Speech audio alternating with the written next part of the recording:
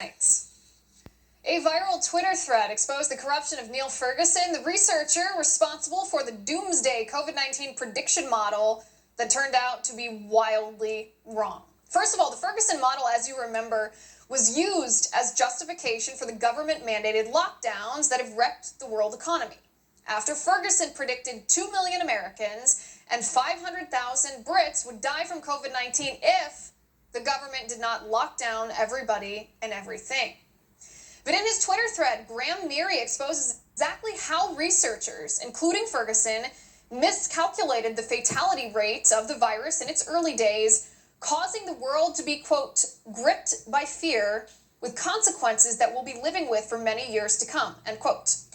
Neary writes, at the heart of Ferguson's prediction was the estimate that COVID-19 could kill 0.9% of the British people it infected and could infect up to 80% of the population.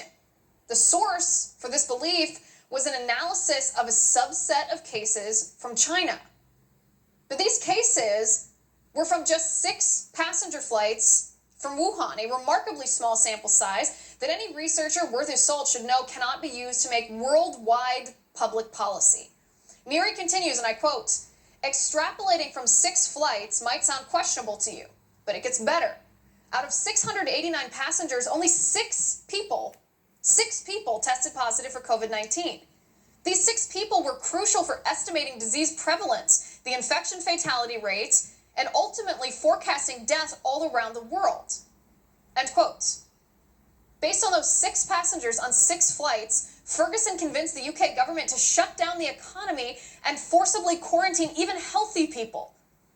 They knew their model would influence the government in this way. They knew their numbers were not accurate, and yet they did not care. By the way, according to Graham Neary, Ferguson now works for the Vaccine Alliance. This is his quote, a pharma company which is now making COVID-19 vaccines and the Bill and Melinda Gates Foundation, end quote. So with me now to discuss, editorial director at the American Institute for Economic Research, Jeffrey Tucker. Jeffrey, good to see you. It's nice to see you too. Thank you for having me. All right, Jeffrey, break this down for me. This is quite something that the entirety of this algorithm, by the way, that Neil Ferguson did not release to the public, his estimates were based on 6 passengers from a total of 6 flights out of Wuhan. This is the entirety of his basis? Does he understand that sample size is non-representative? He does understand this. He was desperately looking for a high infection fatality rate so that he could make his wild predictions as he did for the last 15 years. This is what he specializes in, is creating hysteria. And his model, he's yet to admit it, but it was insane.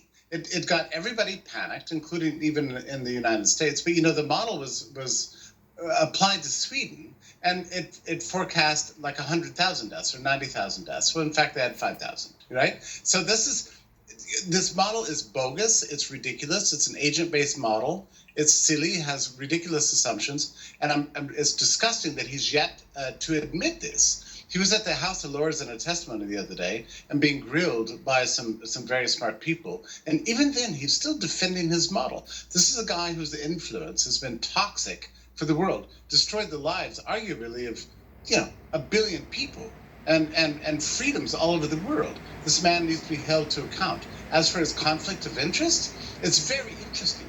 Why is it that he does not trust natural herd immunity that we've used always and everywhere to deal with widespread viruses such as this coronavirus? Why is it that he thinks we have to forestall? Why we can't just deal with the viruses we always have for hundreds of thousands of years? Why does he think we have to shut down everybody's life and liberty and rob everybody of their property rights, pending a vaccine which turns out he himself is financially invested in? So it's highly suspicious, and I think everybody really needs to lean in on Neil Ferguson. This guy needs to come clean and admit the crimes that he's committed, intellectual crimes. Well, it makes everyone, you don't have to be a conspiracy theorist, which I'm certainly not, to ask the question, why would he be making these type of predictions if he weren't financially invested in the quote-unquote cure, because I'm not saying it's a cure, because it's not curative, the lockdowns. Why? I mean, he said that's the only way we can stop the virus is the lockdowns, waiting for a vaccine. He's financially vested in a vaccine. That's more than a conflict of interest. That's downright corruption. I don't disagree. And by the way, he's not trained in medicine. He's a physicist whose dissertation was on like crystals and their light particles or something like that. He knows apparently nothing about immunology or virology or anything else. And apparently these days anybody can be an epidemiologist. For whatever reason, he had all this credibility, and he got everybody panicked, including the New York Times, that was adopting his models in the early days. And so, we're all sitting by waiting for the virus to come and go, as it always had done in 2009 and 1968 and so on back in time. And then suddenly the New York Times and Neil Ferguson, the Imperial College, were screaming at the world, we're all going to die. And that panicked governments around the world, who all simultaneously locked down. Some new research from that I was reporting on today in my article for the American Institute for Economic Research shows that governments were copying each other.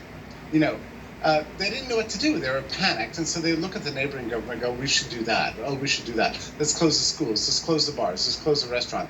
Let's mandate 6 feet between each other. Let's put on masks, and so on. Let's not let you spray perfume on at the grocery stores.